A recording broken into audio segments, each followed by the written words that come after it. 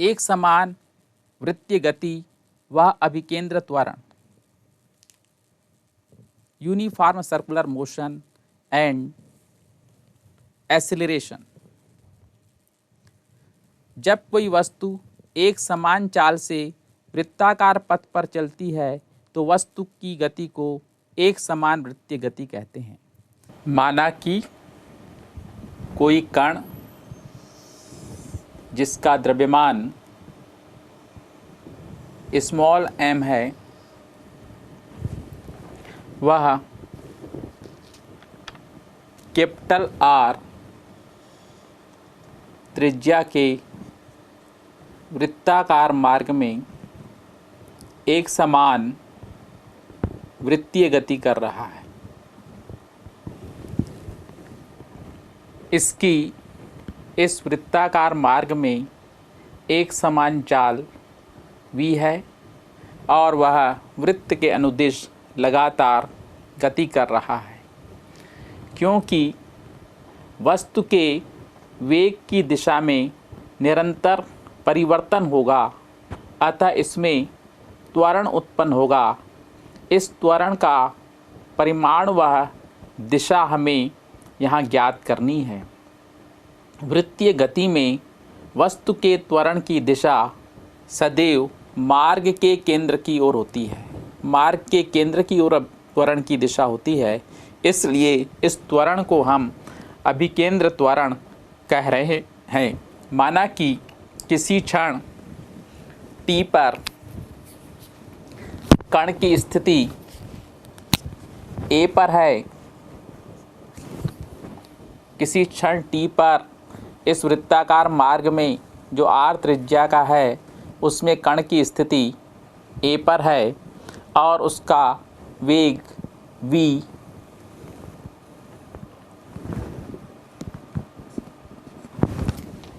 v है। t plus delta t second में वह इस वृत्ताकार मार्ग में डेल्टा s दूरी चलकर बिंदु B पर पहुंच जाता है। ये इस प्रकार से यहाँ डेल्टा s दूरी चलता है और चल करके B पर पहुंच जाता है।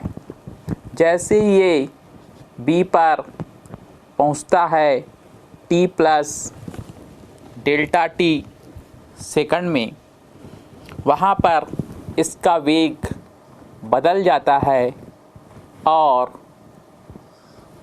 वेग v प्लस डेल्टा v हो जाता है। परंतु A पर भी उसकी चाल v बनी रहती है, B पर भी उसकी चाल v है। इस प्रकार से ये जो वेग में परिवर्तन हो रहा है, इसके कारण त्वरण उत्पन्न होगा और इस त्वरण की दिशा हमेशा मार्ग के केंद्र की ओर रहेगी। माना कि प्रारंभिक स्थिति A और अंतिम स्थिति B मार्ग के केंद्र पर डेल्टा थीटा का कोण बनाती हैं। प्रारंभिक स्थिति A और अंतिम स्थिति B मार्ग के केंद्र O पर डेल्टा थीटा का कोण बना रही है। इसे हम यहाँ नीचे चित्र में पृथक से बताया गया है। ये O से A और ये आपका O से B गया था और इस प्रकार से ये दोनों स्थितियाँ यहाँ पर डेल्टा थीटा का कोण बना रही हैं और इस प्रकार से इसका ये यहाँ पर विस्थापन होता है।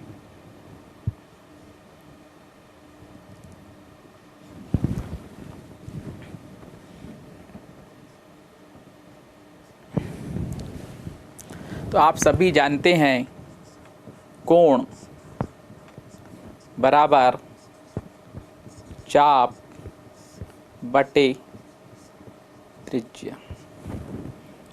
कोण डेल्टा थीटा बराबर चाप, देखिए यहाँ पर AB बटे त्रिज्या OA।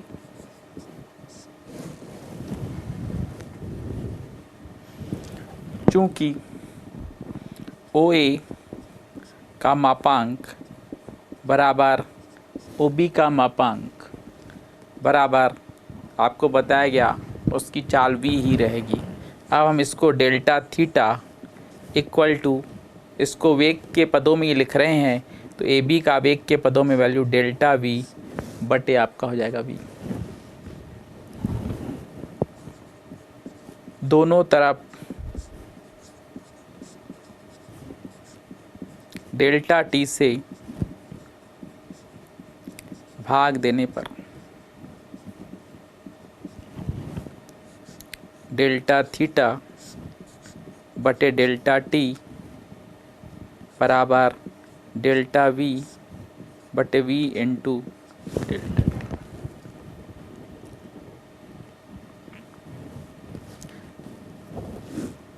किंतु कोण बराबर दूरी के पदों में लिखेंगे तो आपका हो जाएगा डेल्टा एस बटे। यदि इस डेल्टा थीटा को मैं दूरी के पदों में लिखूं तो ये हमारी दूरी जो देख रहे हैं आप डेल्टा एस चल रहा है चित्र 1 से, ये चित्र 1 जो हमने बनाया इसकी मदद से आप निकालना चाह रहे हैं। ये जो चित्र 2 था इसको वेग के पदों में हमने बताया था, तो ये जो निकला था चित्र 2 की मदद से मैंने निकाला था। तो इसको हल करेंगे तो ये आपका हो जाएगा 1/r delta S upon delta T equal to 1/v delta V upon delta T. दोनों तरफ लिमिट लगा देते हैं। 1/r limit delta T tending to 0 delta S बटे डेल्टा टी। वी एक समान चाल है, वो समय पर निर्भर नहीं है, लिमिट के बाहर आ गई। Limit delta T tending to 0 delta V upon delta T. 1/r इसको आप लिख सकते हैं D S upon D T, प्रथम बार अवकलन बराबर 1/v D V by D T. किंतु आप सभी जानते हैं वेग v बराबर स्थिति का समय के सापेक्ष प्रथम बार अवकलन व a बराबर dv बटे dt। इस मान को पिछले समीकरणों में आप रखिए तो हो जाएगा 1/r into V equal to 1/v into त्वरण। फिर एक गुना कर देंगे तो आपका हो जाएगा v square upon r equal to ये, तो ये आपका अभिकेंद्र त्वरण का ये मान हुआ। तो इस प्रकार r त्रिज्या के वृत्तीय मार्ग के अनुदिश चलते हुए v चाल से गतिमान वस्तु के त्वरण का परिमाण a बराबर v स्क्वायर बटे r होता है, जिसकी दिशा सदैव वृत्त के केंद्र की ओर होती है। इस कारण इस प्रकार के त्वरण को हम अभिकेंद्र त्वरण करते हैं। इस प्रकार किसी r त्रिज्या वाले वृत्तीय पथ के अनुदिश चलते हुए v चाल से गतिमान वस्तु के त्वरण का परिमाण बराबर v स्क्वायर बटे r होता है, जिसकी दिशा सदैव वृत्त के केंद्र की ओर होती है। इसी कारण इस प्रकार के त्वरण को अभिकेंद्र त्वरण कहते हैं। हम जानते हैं कि कोणीय विस्थापन के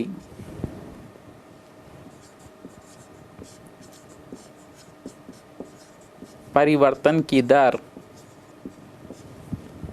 कोणीय वेग कहलाती है।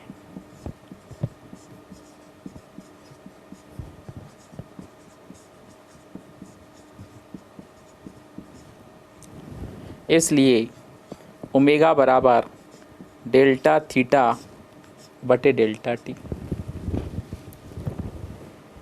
तथा v बराबर delta S upon delta T. अभी आपने देखा था डेल्टा थीटा इक्वल टू चित्र 1 से कोण बराबर चाप बट्टे त्रिज्या डेल्टा एस अपॉन आर। तो यहाँ से डेल्टा एस का मान रख देंगे, इसलिए v equal to delta S का मान रखिए R into delta theta upon delta T. ये जो डेल्टा थीटा का मान निकला, इस डेल्टा थीटा के मान को यहाँ पर हम रख रहे हैं।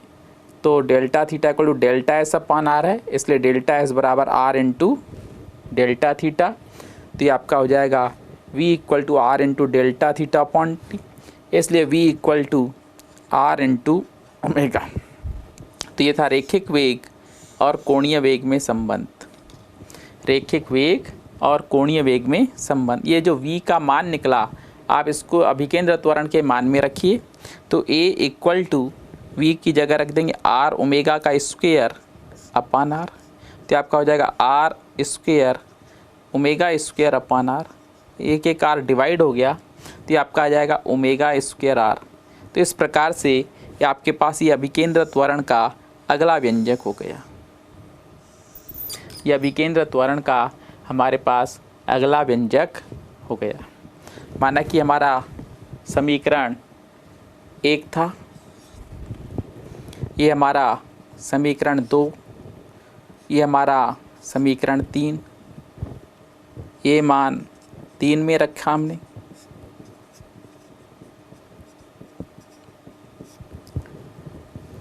तो ये हमारे पास अभिकेंद्र त्वरण का नया समीकरण निकला।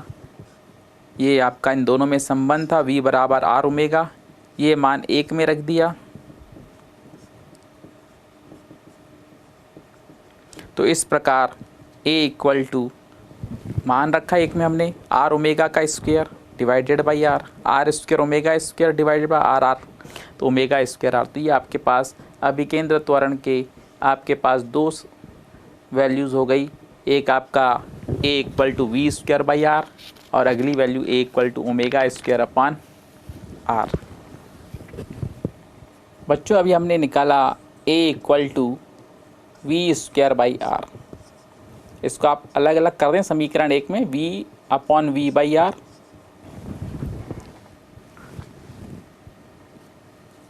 अभी हमने v और ओमेगा में संबंध निकाला था, जिसको हमने v equal to R omega कहा था समीकरण नंबर 4 में। तो आप उसी प्रकार समीकरण 4 से v बराबर ओमेगा इंटू आर था, तो हो जाएगा v by R equal to omega. तो देखिए अभिकेंद्र त्वरण का एक नया व्यंजक हो गया v इंटू ओमेगा। तो इस तरह से अभिकेंद्र त्वरण के आपके पास 3 सूत्र हो गए। एक a equal to V square by R, दूसरा ओमेगा स्क्वायर आर और तीसरा v इंटू ओमेगा। इसको हम कहते हैं अभिकेंद्र त्वरण।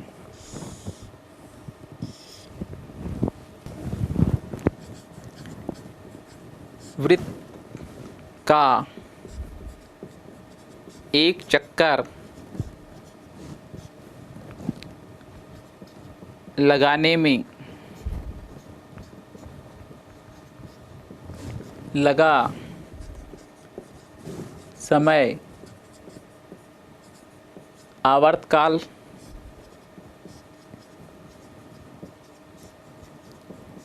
कहलाता है तथा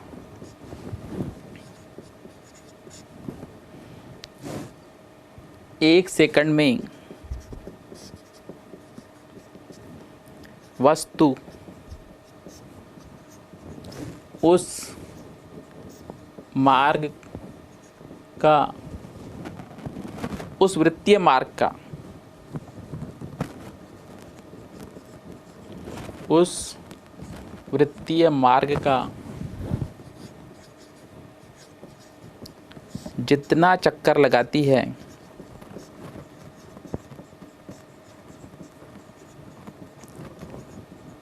उसे आवृत्ति न्यू कहते हैं। परंतु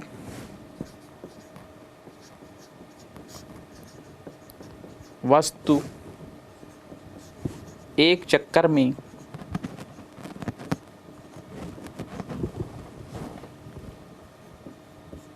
इतने ही समय में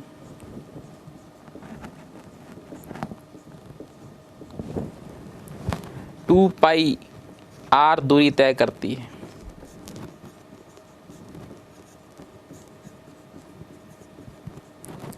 इसलिए चाल v बराबर 2 पाई आर अपॉन टी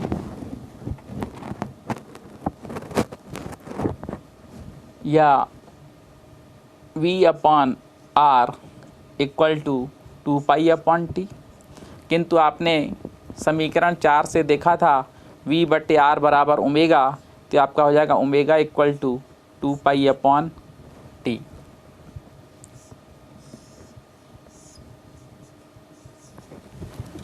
तो इस तरह अपने पास omega equal to 2 pi upon T निकला। किंतु आप सभी जानते हैं आवृत्ति न्यू बराबर 1/t, इसलिए ओमेगा को हम कोणीय आवृत्ति भी कहते हैं 2 पाई न्यू।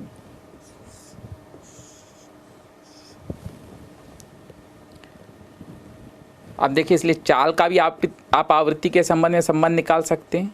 चाल v बराबर आपने पढ़ा r इंटू ओमेगा, ओमेगा की वैल्यू रख दीजिए 2 पाई न्यू, तो आपका 2 पाई न्यू इंटू आर, ये v का संबंध गया, v का भी मान निकल गया, ओमेगा का भी मान निकल गया। इसलिए अभिकेंद्र त्वरण a बराबर आपने सूत्र पढ़ा था v इंटू ओमेगा, तो a इक्वल टू वी का मान रखिए 2 pi nu into R, omega का मान रखिए 2 पाई न्यू। तो एक देखिए नया सूत्र मिल जाता है a equal to 4 pi square nu square are.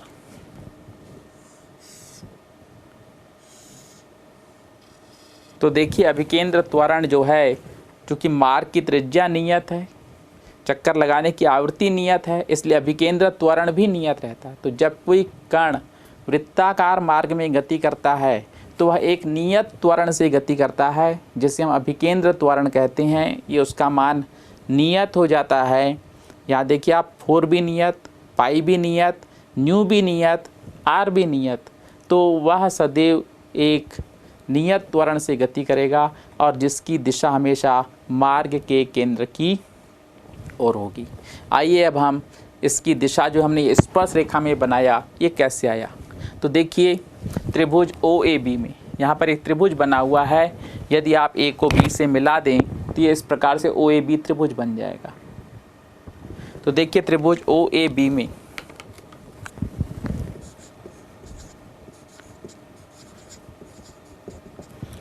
OA बराबर OB बराबर मार्ग की त्रिज्या है, ये भी त्रिज्या है, ये भी हमारी त्रिज्या है। इसलिए कोण OAB बराबर कोण OBA बराबर x। त्रिभुज में बराबर भुजा के सामने कोण बराबर होती हैं, दोनों भुजाएं बराबर हो गई, इसलिए इसके सामने के कोण बराबर हो जाएंगे, जिसको हमने x ले लिया। ये माना कि x है, ये भी हमारा x है। तो त्रिभुज के तीनों कोणों का योग 180 अंश, त्रिभुज के तीनों अंतःकोण का योग बराबर 180 अंश। तो पहला कोण देखिए x है, दूसरा कोण x है, तीसरा कोण डेल्टा थीटा बराबर 180 अंश। x में x जोड़िए 2x equal to 180 degree minus delta theta, या x equal to 180 degree minus delta theta upon 2, या 180 degree upon 2 minus delta theta upon 2, तो 90 degree minus delta theta by 2। तो x लगभग 90 अंश हुआ।